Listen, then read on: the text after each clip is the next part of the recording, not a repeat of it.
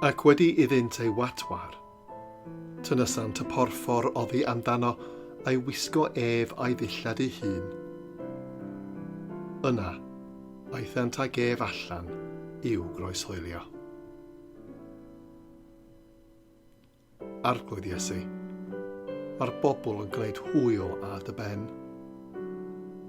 Mae dy ddynoliaeth yn cael ei thynnu oddi wrthat, ac yna ti'n gweld y groes, y pren y byddu yn ei deimlo yn erbyn dy groen wrth i'r fywyd ddynol cael ei dynnu ymaith.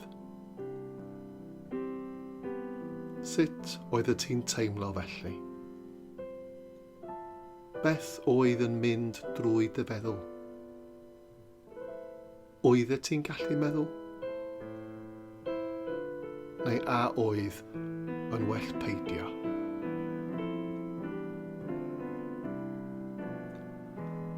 Arglwydd Iesu, ni allaf ddychmygu sut deimlad oedd hyn i gyd i ti.